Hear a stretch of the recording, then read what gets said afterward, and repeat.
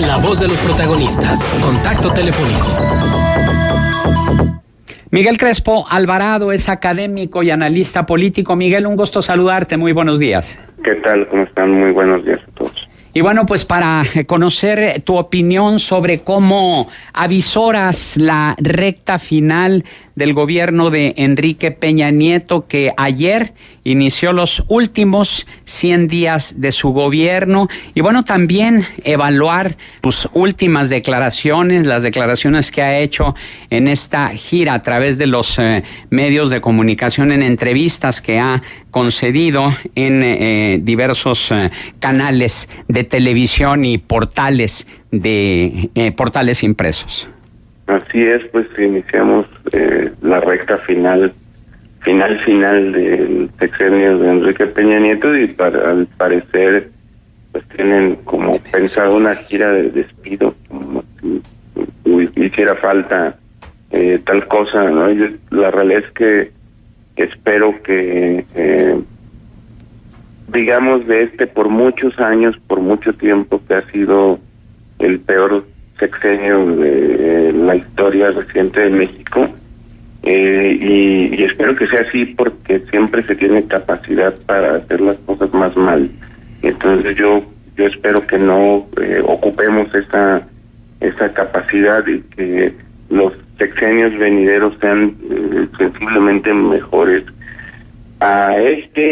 Me parece que el tono de la despedida se marcó en función de una dispersión de temas que no alcanzan a tomar unidad, porque todo el sexenio fue así, en donde acaban dominando paradójicamente a la estrategia esta comunicacional, que dicen que fue exitosa, de contemos también lo bueno, pero paradójicamente lo que arrastra la agenda es lo malo, ¿no? Es pues increíble que el presidente diga que lo de Ayotzinapa y lo de la Casa Blanca dañaron su sexenio, porque son cosas que pasaron en el 2014.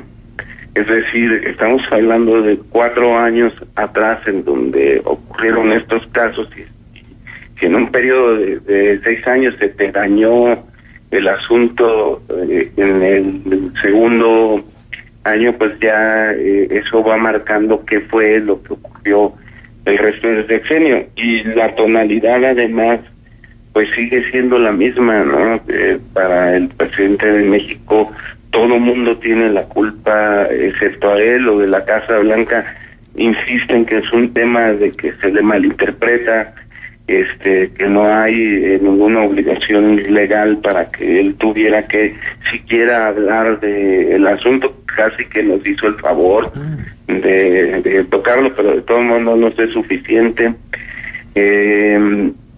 Todo sistemáticamente encuentra un culpable externo, incluida la derrota de su partido en el pasado proceso electoral, la derrota más importante de toda la historia de su partido en el pasado proceso electoral, que también hay que decir, pues no son muchas, ¿no?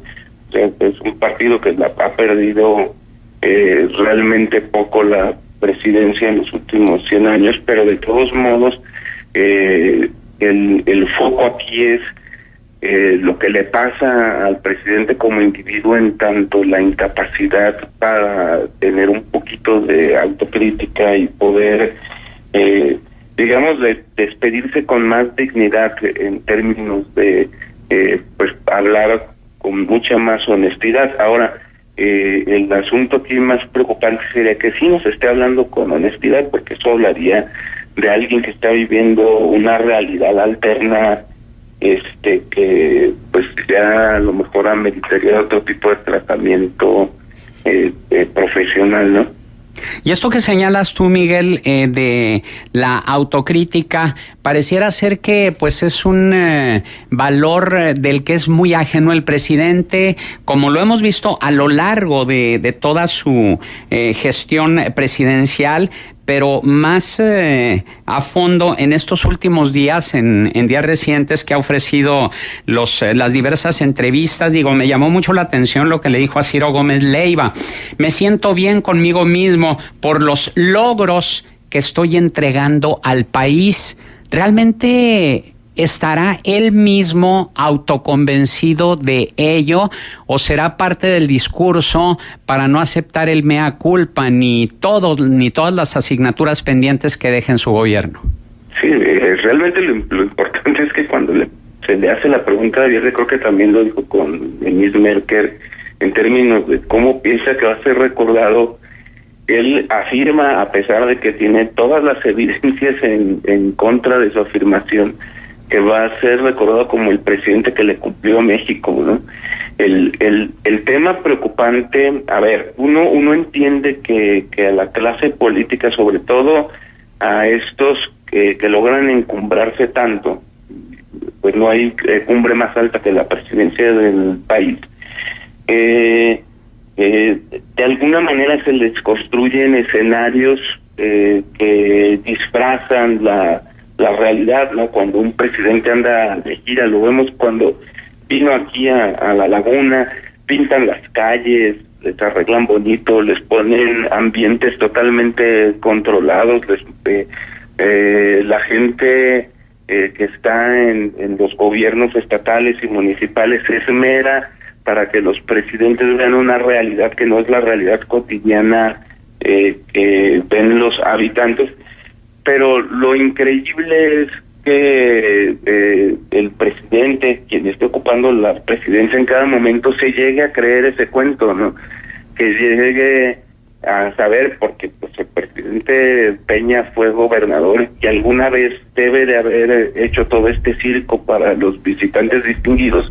¿Qué es eso? ¿Qué es un circo? Es un montaje, que esa no es la realidad que experimentan los mexicanos. Entonces aquí el problema estaría en que verdaderamente se lo estuviera creyendo, porque si ya se les olvidó que eso es un montaje y entonces tienen ese nivel de enajenación, pues eso ameritaría ir, insisto, con un profesional.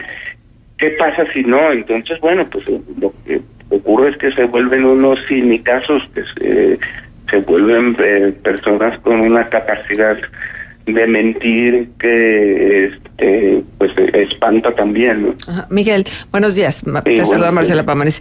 Miguel, esto que se decía hace un momento, la incapacidad de la autocrítica, pareciera que es una epidemia entre los políticos. Los políticos no tienen esta habilidad ni esta capacidad de autorregularse a través de la autocrítica. Y es que, mira, en redes sociales ha cundido de verdad de una manera impresionante un video donde Adela Micha en su programa a través de medios digitales entrevista a Ernesto Cordero.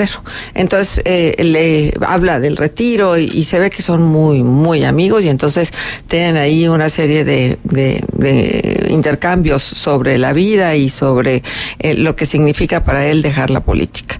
Y entonces luego de que están en esta tertulia, entra también Cecilia Suárez, esta famosísima actriz que ahora es mucho más famosa por La Casa de las Flores, y le dice, Ernesto Cordero le dice que no la conoce.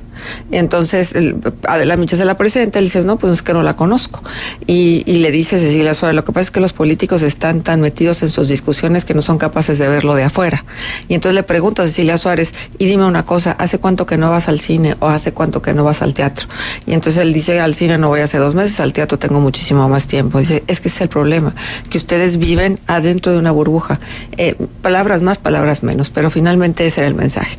Y la verdad de las cosas es que no saben cuál es la realidad de los mexicanos. Y finalmente ella le dice, ¿qué se siente irse tan señalado de la política? ¿Qué se siente haber sido tan criticado y en esta andanada en redes sociales? Dice, las redes sociales es un mundito.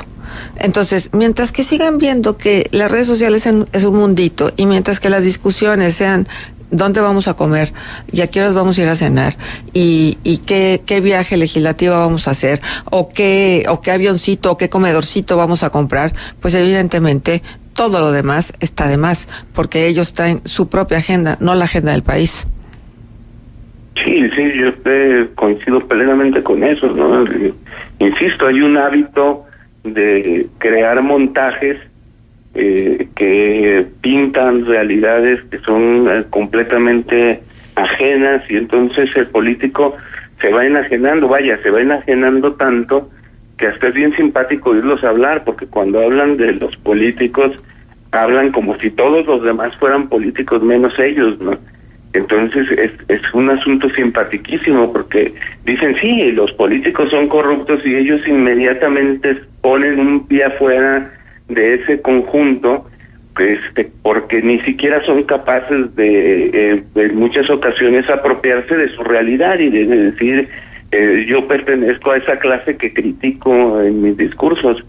Entonces, visto desde esa perspectiva, es muy difícil que se resuelvan los problemas que tienen que resolver, porque verdaderamente es que no los conocen. Miguel, pero también es revelador esto que dijo Enrique Peña Nieto a Denise Merker, que su error más grande fue no haber explicado bien la Casa Blanca.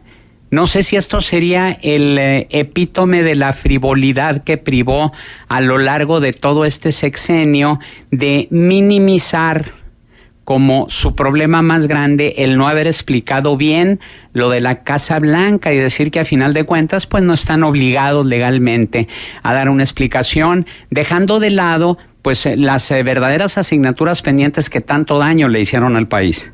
Sí, claro, porque el problema es que uno ojalá y dijera, bueno, se hizo de una propiedad de una manera cuestionable, ignorando el tema del conflicto de interés, pero está el asunto de la seguridad, pero está el asunto de la pobreza, pero está el asunto de la desigualdad, pero están un montón de tareas pendientes que ni siquiera aparecen en los discursos, ¿no? Que están fuera de la agenda, porque es que nunca fue su agenda, porque el tema, digo, yo creo que sí, la palabra frivolidad es una palabra que le queda muy bien a este personaje en particular. Muy bien, Miguel Crespo Alvarado, académico y analista político, nuestro agradecimiento por tu participación aquí en Contextos. Gracias a usted. Buenos días.